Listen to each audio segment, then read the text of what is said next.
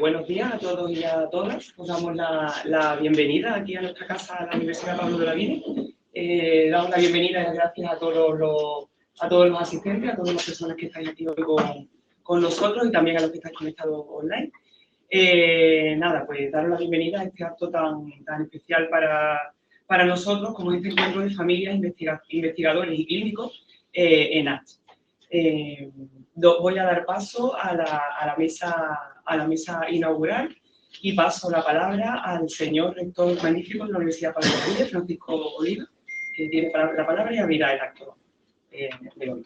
Pues muchísimas gracias, buenos días, bienvenidas y bienvenidos a este acto de inauguración del encuentro de familias, investigadores y clínicos de enfermedades neurodegenerativas por acumulación cerebral de hierro, el proyecto también ENACH. Saludo a las personas que componemos en el día de hoy esta mesa de inauguración, al señor don Antonio Abril, presidente de ENACH, a Antonio López, a Javier Abril, neurólogo del grupo ENACH, y muy especialmente, como es lógico, a los investigadores, investigadoras, clínicos y, por supuesto, como no, a las familias y especialmente también a las pacientes aquí presentes, a las que agradezco mucho también su presencia en el día de hoy en la Universidad Pablo de Olavide.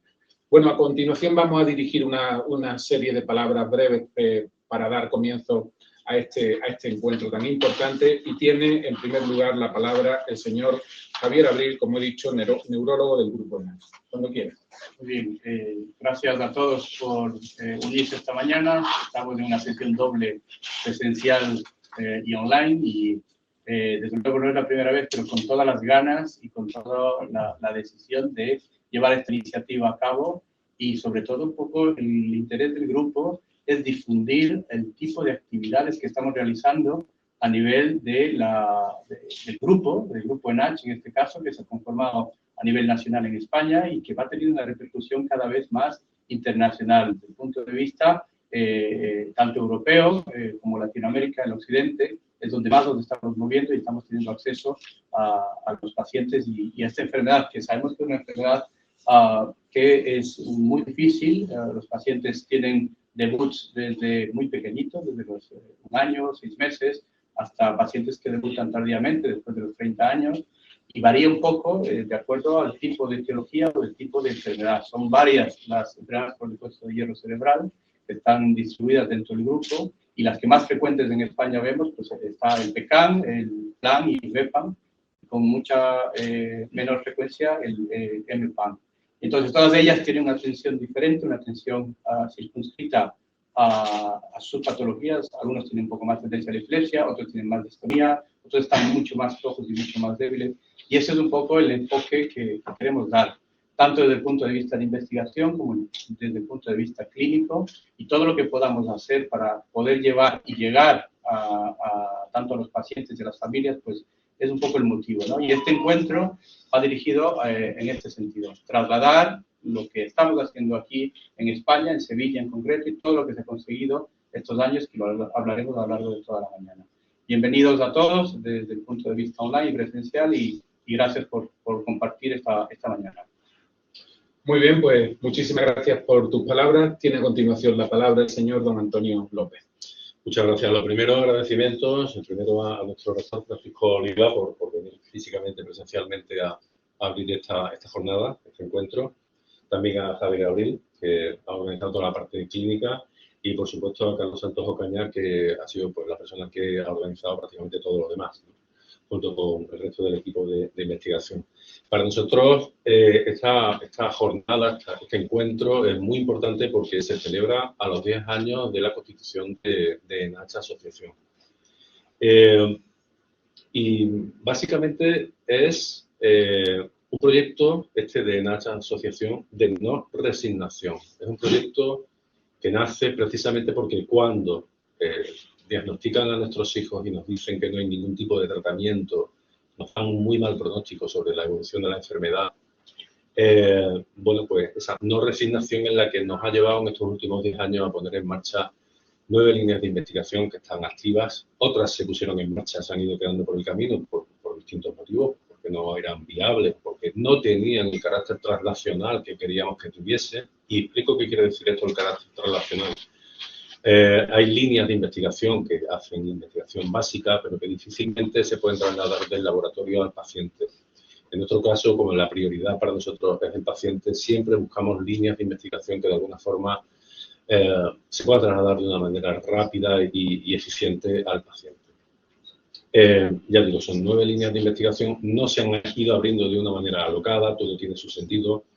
Abrimos una primera línea aquí en esta universidad, en la UPO, y esa primera línea nos llevó a ir aprendiendo acerca de la patología. Y a poco que se iba aprendiendo, se iban identificando que había necesidad de abordar enfoques multidisciplinares, es decir, que encontrar la pastilla que o la píldora que lo resolviese todo iba a ser muy complicado y íbamos a tener que abordar la patología o el grupo de patologías por distintas áreas, ¿no? Esto es lo que nos ha ido llevando a ir viendo que conforme aprendíamos se hacía necesario abrir otras líneas de investigación complementarias. Estas líneas de investigación tienen un cometido claro, es importante que las familias entendamos que son líneas para mantener a los pacientes en las mejores condiciones posibles hasta que llegue la cura, la tan ansiada cura. Hoy vamos a hablar de esa pretendida y ansiada cura, es el megaproyecto que tenemos pues, que presentar hoy. Y bueno, no quiero extenderme más, simplemente quiero dar las gracias de nuevo a toda la audiencia, a toda la familia, deciros que por el registro de última hora que hemos visto tenemos personas, tenemos pacientes, familias de 8 países diferentes, tanto de España, Argentina, Brasil, República Dominicana, México, Francia, Italia, Ucrania, y seguramente de última hora se estén conectando algunos más.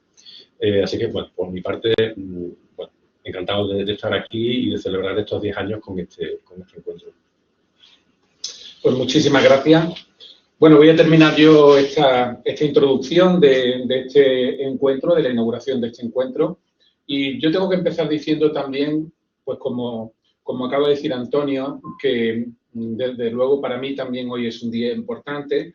Estoy aquí precisamente pues porque creo que este es un encuentro especialmente importante e interesante por varias razones. Sobre todo, en primer lugar, sobre todo porque seguimos trabajando y estrechando lazos con una asociación amiga de la Universidad Pablo de Olavide, que yo admiro especialmente por el trabajo que realizáis, ¿no?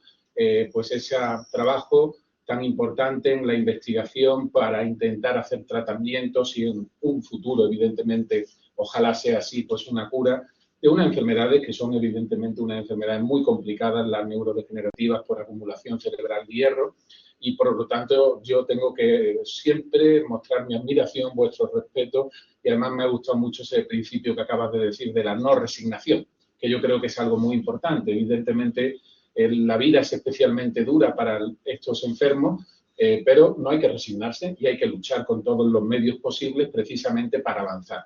Así avanza la sociedad, ¿no? Comenzamos con un encuentro no hace mucho tiempo, a mí me gustó mucho el título de aquel encuentro, Investigando con las familias, porque las familias tienen que ser obviamente el centro y las personas, por supuesto, los pacientes tienen que ser el centro de todo esto, ¿no? Y ahora pues seguimos con este encuentro que también se llama Encuentro de Familia, Investigadores y Clínicos en H. Desde luego, tengo que felicitar en este momento también al profesor pues, Carlos Santos Ocaña y desde luego a su equipo, porque, bueno, esto está claro que no hubiera funcionado si no llega a ser porque investigadores de nuestra universidad de tanto prestigio pues no hubieran decidido evidentemente involucrarse. Y por lo tanto yo le agradezco no solamente como profesor, sino como el jefe del grupo Ciberes de la universidad, pues este esfuerzo que está realizando. Muchas veces te quiero decir, Antonio, que yo firmo muchísimos convenios como rector y desgraciadamente muchos convenios no llegan a tener un desarrollo importante. Sin embargo, nosotros hace prácticamente un año, el 12 de mayo del 22, que firmamos este convenio y ya hemos tenido varias actividades más la tarea de investigación que se está realizando. Y esto pone de manifiesto que estamos haciendo una actividad de verdad que está teniendo sus réditos poco a poco, ¿no? Entonces yo simplemente os animo a seguir con este trabajo y desde luego como rector sabéis que tendréis siempre mi máximo apoyo en todo lo que yo pueda ayudaros. Sí quisiera decir también unas palabras sobre cuál tiene que ser el papel de la universidad pública en todo esto, ¿no?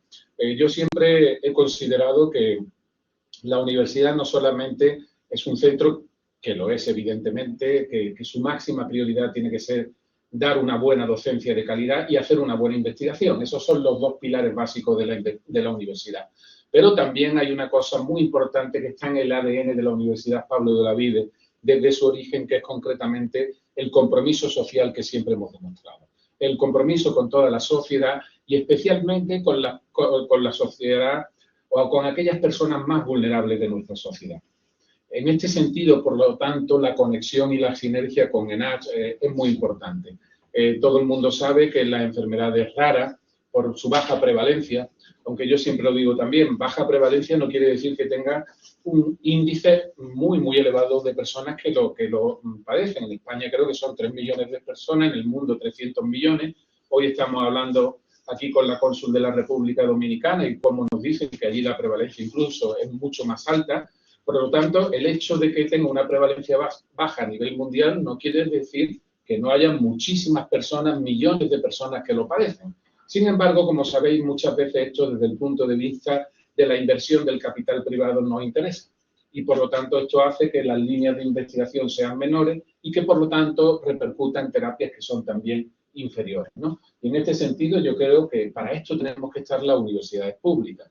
Somos universidades que abrimos y cerramos todos los días gracias al esfuerzo de los ciudadanos y, por lo tanto, tenemos que también devolver este esfuerzo gracias también a vuestra cooperación, porque también siempre lo digo, los recursos públicos desgraciadamente son limitados para las universidades, mucho más limitados de lo que nos gustaría y, por lo tanto, vuestra ayuda, la sinergia con entidades privadas es fundamental. Así que yo considero, por todas estas razones, que aquí es donde tenemos que estar la pública, en este caso, haciendo una investigación en el ámbito de salud y en un ámbito donde, como digo, desgraciadamente, pues la inversión privada no llega como tendría que llegar.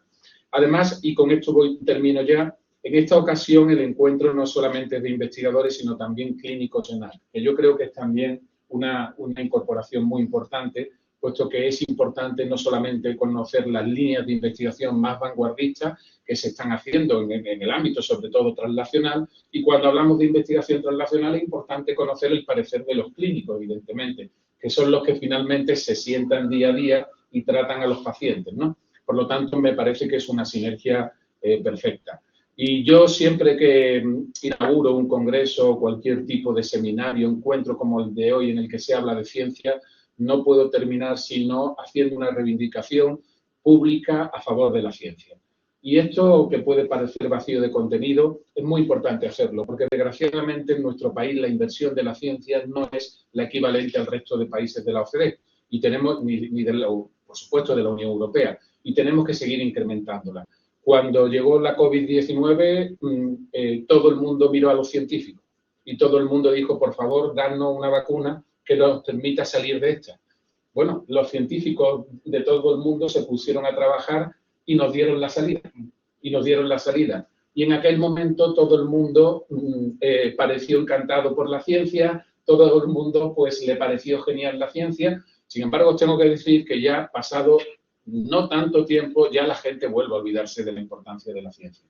Y la ciencia es progreso, la ciencia es crecimiento, desarrollo y bienestar. Y por lo tanto hago públicamente siempre este llamamiento a las autoridades públicas, a las administraciones públicas, porque cumplan con los requisitos legales que son que en España llegue al 1,25% del PIB la inversión en ciencia y al 1% en universidades.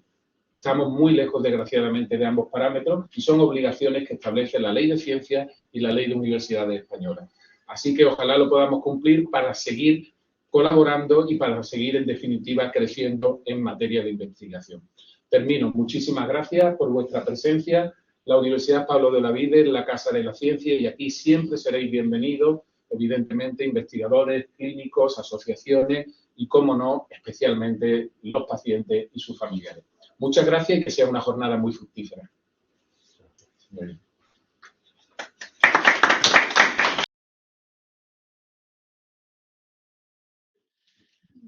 Como dije antes, bueno, comenté antes que había dos proyectos. El primer proyecto, Hamputray, y el segundo, pues un proyecto mucho más orientado a la terapia. Es totalmente orientado a la terapia realmente y es el PEPAM, que básicamente, bueno, se centra en la búsqueda de una terapia efectiva farmacológica para tratar este subtipo de enfermedad NASH. todos los problemas que comenté antes pues aparecen aquí también. Y lo que pasa es que aquí, en vez de tratar la asistencia, pues vamos a tratar justamente la terapia. El proyecto es bastante simple. Aparentemente es buscar una molécula que sirva para tratar PEPA, pero modificando un poco la estrategia que hasta ahora se había seguido. Buscamos una molécula, por supuesto, lo que se denomina un fármaco de reposicionamiento, es una molécula que ya está aprobada por las distintas organizaciones del medicamento, la Agencia Europea del Medicamento, la FDA americana, de forma que son moléculas que se pueden utilizar de forma compasiva, directamente. Y además no necesitan todos esos trámites previos de las distintas fases de estudios clínicos que son tan caros y tan difíciles y que muchas veces son los que paralizan el acceso a determinados fármacos, a determinadas moléculas. Por tanto, reposicionamiento para tratar BEPA, pero vamos a alterar un poquito. Aquí ya no vamos a utilizar fibroblastos de pacientes, sino que vamos a utilizar otro modelo.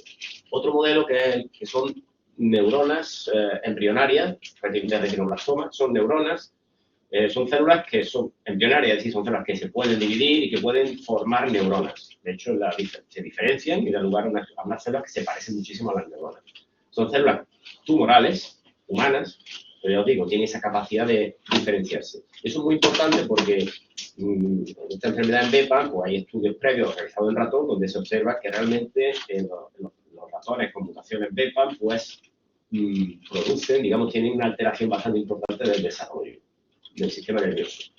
Entonces, nosotros vamos a tratar estos fármacos en este tipo de células, pero que previamente, obviamente, vamos a editarlas para alterar, para introducir mutaciones en el gen responsable de la enfermedad, que es el gen VDR45, WDR45.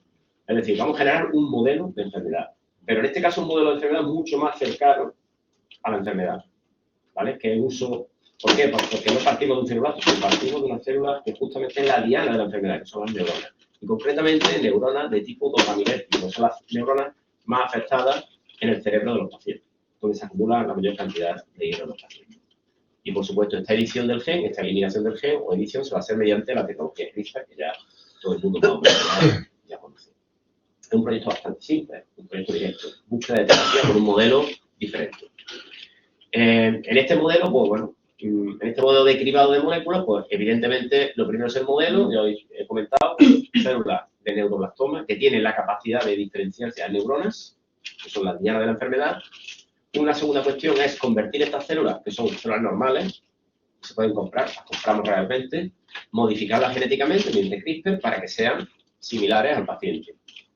Y después ya, lo más importante, la búsqueda de los marcadores. Esto es crítico en un proceso de cribado. ¿Por qué? Porque nosotros, evidentemente, con la mutación podemos construir una especie de enfermo, una célula enferma, similar al paciente. Pero nosotros tenemos que disponer de elementos que nos permitan conocer si cuando yo trato a la célula con una molécula determinada, con un compuesto determinado, un fármaco, esa célula se recupera, sana. Ese es el problema. Entonces, es muy importante determinar cuáles son los marcadores específicos. ¿Cuáles de ellos? Los marcadores más baratos, más efectivos y que sean fáciles de manejar y de interpretar, sobre todo. O sea, eso es crítico, ¿vale? Porque de nada serviría un modelo de cribado extremadamente caro que requiriera una tecnología muy compleja, ¿vale? Es un poco la idea. Y finalmente el proceso de cribado, que simplemente tratar a las células con los distintos compuestos y comprobar si alguno de ellos pues modifica uno de estos marcadores. Es tan simple como eso. Marcadores, pues tenemos una gran variedad. No quiere decir que vayamos a usar todos, sino que simplemente vamos a ir usando de manera secuencial hasta encontrar justamente el que más nos interese, el que mejor responda al proyecto de cribado.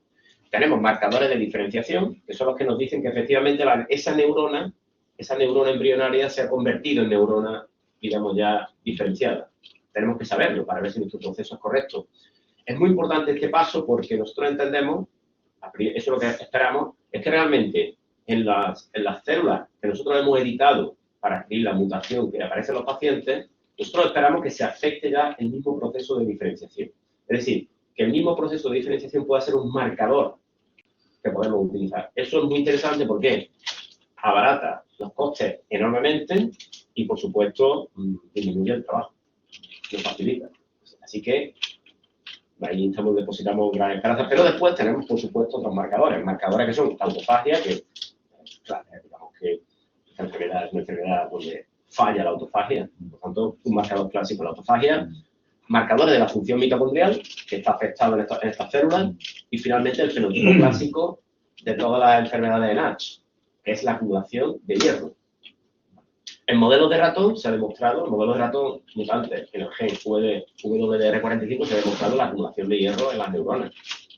Aquí también, por ejemplo, una imagen de un mutante de un trabajo de ratón, donde se observa este color rojo, es justamente la acumulación de hierro. Es decir, que disponemos de una herramienta que esto introduce un elemento muy importante, que va más allá de este proyecto, y es que el obtener, digamos, el poder diseñar una plataforma de cribado para BEPA, fácilmente, en poco tiempo, se puede expandir a cualquier tipo de enfermedad de NASH. ¿Por qué? Pues porque la célula es la misma, la mutación sea distinta, pero todos los marcadores pueden ser los mismos. Sobre todo este último, que es el clásico marcador que afecta a todos los pacientes en NASH. Con lo cual, una vez que nosotros consigamos establecer un protocolo optimizado, pues se puede ampliar fácilmente para otros tipos de enfermedades. Eso le aporta un gran valor a este proyecto. Nosotros estamos en la fase 1 del proyecto, estamos ahora mismo justamente aquí, estamos optimizando el método de cribado, lo estamos poniendo a punto, lo estamos mejorando. Incluye una fase de cribado piloto con 30-40 moléculas, que son moléculas que están aprobadas, como he dicho antes, por las organizaciones del medicamento, y que además está descrito que de alguna forma participan en el proceso de autofagia, o sea, están relacionados directamente con la autofagia, que es la clave de este tipo de patologías. Y después también pues, tenemos otras fases, que son ya fases de futuro, que si esto funciona, ojalá encontráramos algo aquí en este cribado piloto, si no, pues tenemos siempre la posibilidad de acceder a fases posteriores de cribado de fármacos, 1.500 fármacos, hay una quimioteca o una farmacoteca disponible de 1.500 fármacos aprobados, muy importante, y después también otra fase posterior con moléculas. Son moléculas que realmente todavía no han sido aprobadas, y son moléculas potencialmente que pueden funcionar también, que son 200.000. Pero estos son ya de futuro, nosotros estamos aquí en el presente, y el presente es justo la optimización del modelo. Voy a mostrar algunos datos de lo que ya estamos obteniendo de este proyecto. En este momento, hemos abordado estas dos tareas, que es la diferenciación, es decir, saber cómo diferenciar las células a neuronas dopaminérgicas, yo digo las células, que son las neuronas que están afectadas en los pacientes, y después, por supuesto, generar el modelo. Estas células tenemos que aprender, tenemos que modificarlas genéticamente para que sean similares al paciente. Entonces, estos son todos los elementos que hasta ahora hemos conseguido y estamos ya en la fase tercera, más bien en la fase cuarta, que es el análisis ya de marcadores. Vamos a empezar a trabajar ya con los marcadores en el futuro. Entonces, algunos resultados, pues por ejemplo, simplemente decir que se genera 20 CRISPR, que es la tecnología, ya sabéis que es la tecnología de edición de genes. Simplificando, CRISPR se utiliza de dos formas ahora mismo para editar genes. Uno, para eliminar el gen completamente, es decir, quitarlo del medio. Eso simularía un poco lo que le pasa a los pacientes que no producen proteína. Por ejemplo, en el caso de PECAN, hay pacientes que no producen proteínas. Bueno, pues sería un poco eso. Estamos hablando de BEPA, que también ocurre en casos similares. Y después está el caso más habitual, que son mutaciones puntuales, donde realmente la proteína se produce, pero la proteína no es funcional. ¿Vale? Entonces, nosotros hemos abordado primero lo que se llama el knockout, que es eliminar el gen. Porque de alguna manera estamos hablando de un blanco-negro, es una forma de ver rápidamente el efecto de la ausencia del gen en la enfermedad y, por tanto, un mejor modelo de cribado. En este caso ya disponemos de estas células, estas serían células control y estas células ya knockout. Ya lo hemos obtenido. El problema es que estas células knockout todavía no las hemos diferenciado. Son células que, digamos, son todavía células embrionarias, pero ya modificadas genéticamente. Ya las tenemos disponibles. Y el segundo paso que he comentado antes pues era la diferenciación. Convertir un neuroblastoma, que veis aquí en la parte superior, estas no son fotos nuestras, son células que no son redondeadas realmente, pero son células que no tienen la forma característica de una neurona, como se puede observar aquí. Estas son células diferenciadas, las mismas, pero diferenciadas a neuronas, a neuronas. En este caso, son neuronas normales. Los cuerpos son más alargados y se observan ya estas espículas que corresponden a las típicas estructuras que aparecen en la neurona. Y eso. Un poco. Nosotros ya lo hemos hecho, aquí tenéis un poco fotografía propia, donde esto serían no diferenciadas, incluso algunas son muy redonditas, y aquí ya se observa la formación de estas espículas que corresponde a células diferenciadas. Pero muy importante, esta diferenciación es diferenciación dopaminérgica. Células que producen dopamina, que son las típicas que aparecen en el globus pallidus, sustancia negra, que son las más afectadas en nuestros pacientes. Aquí tenemos, por ejemplo, con mayor magnificación, se observan ya estas espículas y esto sería la célula no diferenciada. Más imágenes. las que hemos ido obteniendo. Y finalmente, pues bueno, la aplicación de los marcadores. De hecho, disponemos de marcadores y los primeros que hemos utilizado son los marcadores de diferenciación. Existen muchos y nosotros hemos utilizado estos 3 rojos, estos 3 que aparecen con la flecha roja en principio, porque marcan distintas fases del proceso de diferenciación. El primero de ellos es el PCNA. No tiene nada que ver con tu clínica. Y, claro, y es un marcador de proliferación celular. Esto significa que si una célula expresa este marcador, eso significa que esta célula evidentemente está proliferando. Si prolifera, no puede ser una neurona. Por tanto, no se ha diferenciado. Se está dividiendo, no se diferencia. Aquí tenéis algunos casos de células. Esto es muy importante para descartar y comprobar la eficiencia del proceso de diferenciación. Si realmente cuántas células se diferencian justamente a neuronas. Está puesto a punto el método. Un segundo método, un segundo marcador es el marcador MAP2, que es un marcador de neurona. Es decir, cualquier célula que exprese ese marcador es una neurona. Y por tanto quiere decir que el proceso de diferenciación funciona.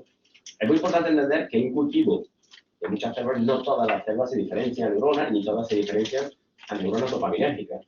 Así que nosotros vamos a encontrar una población y nosotros tenemos que identificar cada una de ellas e intentar estratificar esa población y saber qué porcentaje de cada tipo vamos a encontrar en el producto final de nuestro proceso de diferenciación.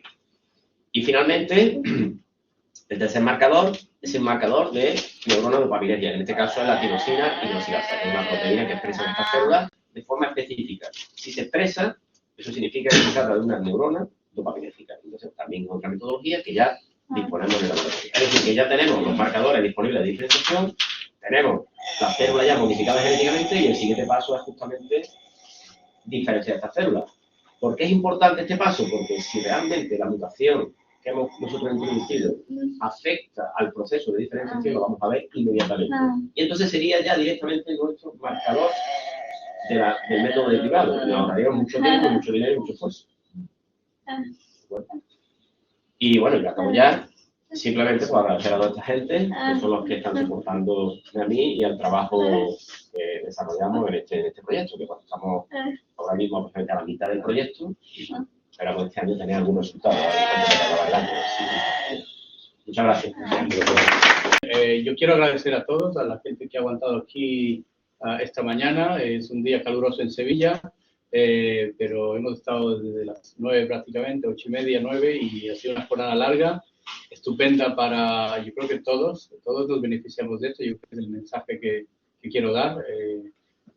Ha sido muy difícil juntar, digo históricamente, clínicos, investigadores y pacientes y familias, y esto pues ha sido una iniciativa muy buena que ha venido desde hace ya unos meses juntamente con Antonio y la asociación, y querer hacerlo de esta manera pues es un poco vislumbrar lo que queremos, y el objetivo que tenemos es este, ¿no?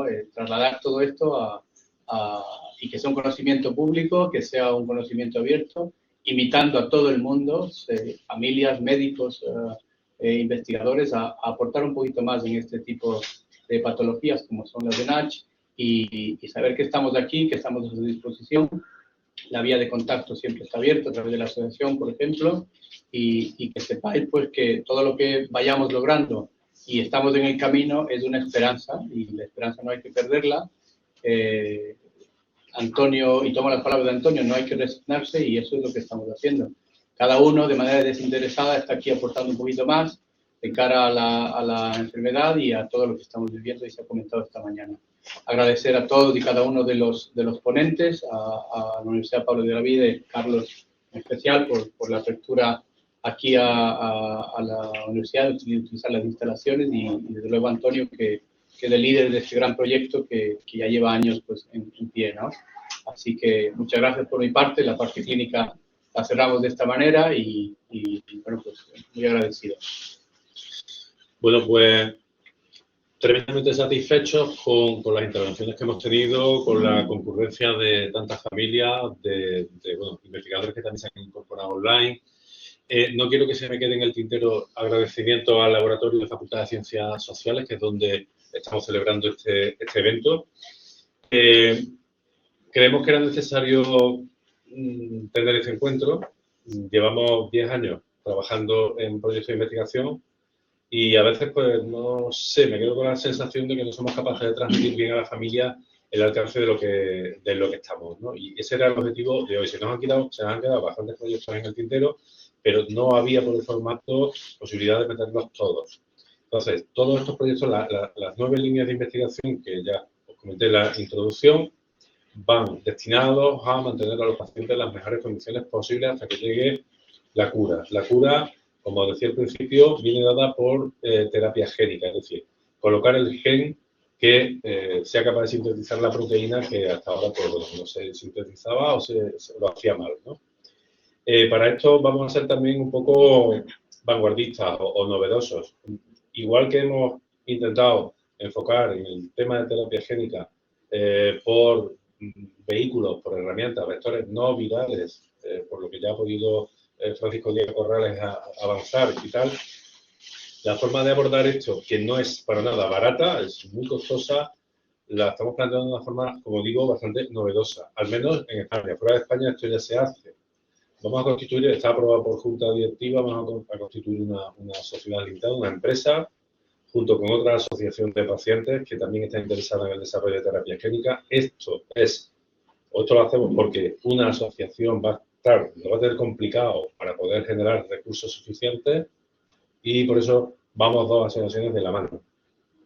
Las 2 asociaciones somos sin ánimo de lucro, es decir, que cualquier cosa que se genere va a revertir en cada una de estas asociaciones sin que haya un reparto de dividendos ni cuestiones de ese tipo, pero que sí que tenemos que tener en cuenta que el objetivo de esta empresa que vamos a constituir para el desarrollo de terapia génica, en donde hablamos de magnitudes de entre 2 y 7 millones de euros, pues es necesario que se incorporen pues, desde la industria farmacéutica, que ellos sí que tienen ánimo de lucro, fondos de inversión, business angels, family office, en fin, todo tipo de figuras que en un momento determinado pueda tener intención o interés en participar en un proyecto de I+D+I de este calado.